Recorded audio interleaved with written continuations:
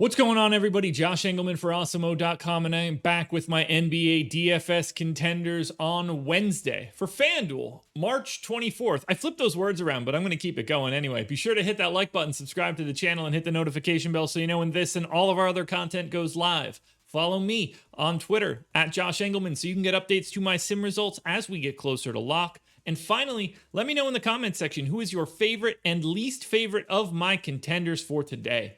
We round out the bottom of my top 10 with Maxi Kleber, Michael Porter Jr., Luka Doncic, Marcus Smart, and Shai Gilgeous-Alexander on the outside looking in. Who will be my favorites? My top 5 plays for today? It's time to find out. First up at number 5, I'm going to the small forward spot, and I'm paying down for Malik Monk. He's just $3,800. That's $300 above the minimum, projected for 24.5. The goal is 35. He's in the optimal lineup 21% of the time. Monk saw a bit of a minutes increase this last time out with LaMelo Ball out, so I'm assuming he starts to see a couple more minutes. And because he's 3,800, I think it's worth the risk. 0.87 fantasy points per minute normally, giving him a little bit of a bump. This is more of a 0.95 spot, just because you're playing Houston. They're terrible defensively. It's a bit of a pace up spot for the Hornets. 16 points, so what you need is scoring out of Monk. No surprise there. 16 points, 3.5 boards, 2.5 assists. All told, it's a small forward spot that's usually pretty difficult to fill. If you can get Malik Monk $300 above the minimum in a spot where he could play 26 or more minutes, I'm pretty interested in that. Next up at number 4, we're staying at the small forward spot, and we're staying on the same team. 7K Gordon Hayward, projected for 39. The goal is 46. He's in the optimal lineup 22% of the time. Now, again, Hayward should see a bump with LaMelo Ball off the floor. Same matchup that we just talked about for Monk against Houston. 36 minutes, 1.08 fantasy points per minute, 25% usage, 21 points, 7 boards, 4 assists, a stock and a half. Look, you're just getting a very firm outcome from Hayward. They should roll Houston. Hayward should be in a perfect opportunity to do sort of whatever he wants out there. I really like just getting to Charlotte in general because the matchup against Houston is fantastic. And with LaMelo Ball out, salaries are still a little bit off. And everybody is going to get like a little bit bigger of a piece of the pie now. And that's pretty appealing to me. So that's why you see Hayward at 4 and Monk at 5. We're staying in the same game. Center eligible Christian Wood is my number 3. 8,100, projected for about 45. The goal is 50, and he's in the optimal lineup 22% of the time. Same as Hayward. I'm expecting 34 minutes. He's had a day of rest, so I think he's just going to get his normal run.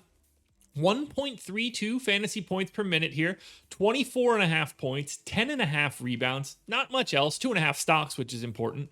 Matchup against Charlotte is pace neutral. They're certainly not like a good defensive team by any means, whether it's Zeller or Biyombo in there at the 5.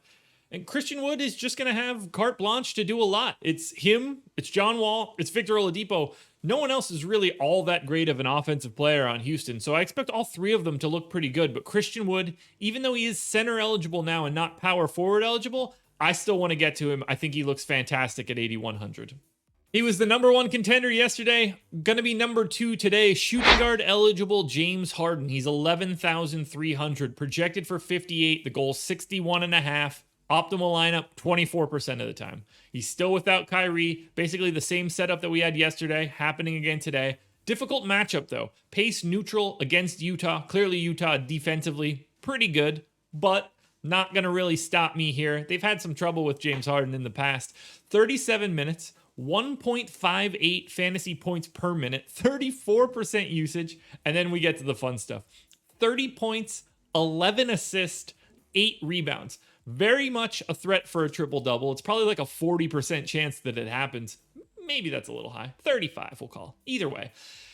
Look, you know what you're getting out of James Harden when there's no studs on the floor. There's no Kevin Durant. There's no Kyrie Irving. James Harden does everything. He's going to lead the team in points. He's going to lead the team in assists. It wouldn't even be crazy if he led the team in rebounds. He does everything when he is out there. He's a pretty safe option. Now, there are a lot of studs to pay up for today. But James Harden for 11-3 at shooting guard, I'm not going to stop rostering him. I didn't really know what to say there. He's just James Harden with no studs on the floor. We all know how to do this at this point.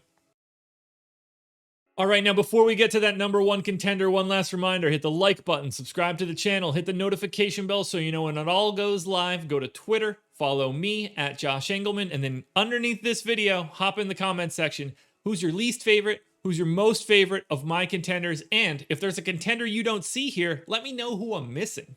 And finally, the number one contender, power forward Kristaps Porzingis, 7,500, projected for 41.5. The goal is 48.3. He's in the optimal lineup 25% of the time.